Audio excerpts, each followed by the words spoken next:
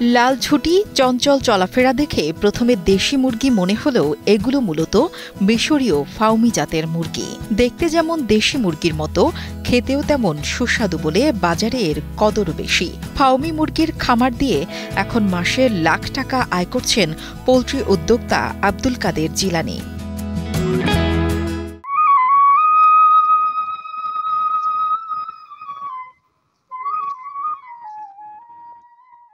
ঠাকুরগাঁও সদর উপজেলার রুহিয়া থানা, এখানেই নিজের চেষ্টায় গড়ে তোলা হয়েছে এই ফাউমি মুরগির খামার। উদ্যোক্তা আব্দুল কাদের জিলানীর হাত ধরে এখন এই খামার লাখ টাকার আয়ের উৎসে পরিণত হয়েছে। বিভিন্ন বয়সী মুরগির বাচ্চা উৎপাদন ও বিক্রি করেও আসে আয়ের বড় একটি অংশ।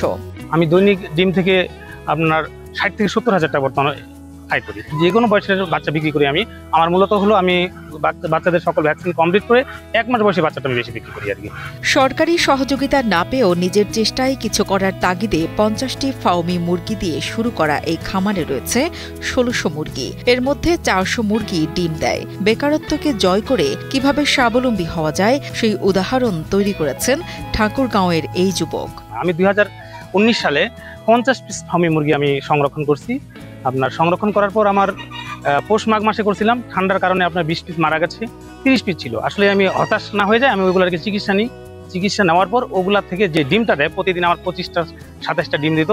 এই ডিম থেকে আমি মোরগ ছিল বাচ্চা ফোটাতাম, নিজে আবার ইনকিউবেটর তৈরি করছি। সেই ইনকিউবেটরের মাধ্যমে আপনার বাচ্চা ফোটাতাম। এই বাচ্চা ফোটা থেকে এই আস্তে আস্তে বাড়াইতে আজকে আমি এই মুরগিগুলা মানে এই পর্যন্ত আসছি। আমার বর্তমান মুরগি আছে ১৬০০-র মতো, তার মধ্যে ডিম পাড়া ৪০০ মুরগি।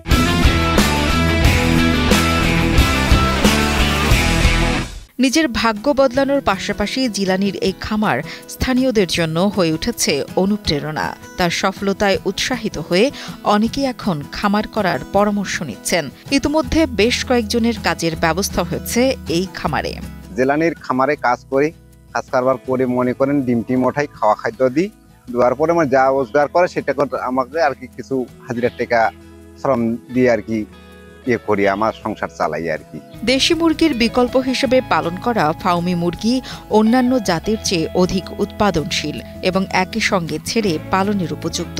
এদের মধ্যে ডিমে তা দেওয়ার প্রবণতা কম বলে প্রায় সারা বছরই ডিম দেয়। আমরা দেশি মুরগিগুলা যেমন সেমি ইন্টেন্সিভ ভাবে কিংবা ছেড়ে দিয়ে লালন পালন করতে পারি, কিছুটা এভাবেই লালন পালন করা যায়, যার কারণে যাদের পুঁজি কম, কিংবা যারা বাসা বাড়িতে লালন পালন করতে চায়, তারা এই ফার্মি মুরগি লালন পালন করে স্বাবলম্বী হতে পারে। এবং আমাদের উপজেলা প্রাণী সম্পদ দপ্তর আমরা সার্বক্ষণিকভাবে আমরা এই প্রাণী সেবায় নিয়োজিত রয়েছি। এবং যারা খামারিরা যা বিভিন্ন সময় আমাদের সাথে যোগাযোগ করছে কিংবা আমরাও যখন ফিল্ড ভিজিটে যাই, আমরা তাদেরকে প্রয়োজনীয় পরামর্শ এবং কিছু মেডিসিন সাপোর্ট যেটা আমাদের কাছে অ্যাভেলেবেল থাকে সেগুলো আমরা সবসময় দেওয়ার চেষ্টা করি এবং বায়োসিকিউরিটি সম্বন্ধে তাদেরকে একটা ধারণা দেওয়ার চেষ্টা করি।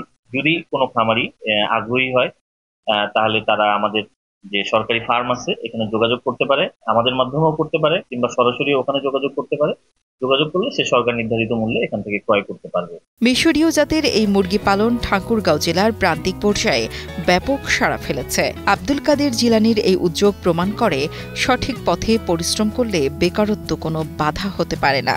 সরকারি সহযোগিতা পেলে তার এই স্বপ্ন আরো বড় হবে, সেই প্রত্যাশা স্থানীয়দের। আরিফ হাসানের পাঠানো তথ্য ও ভিডিও চিত্রে ডেস্ক রিপোর্ট, কালের কণ্ঠ।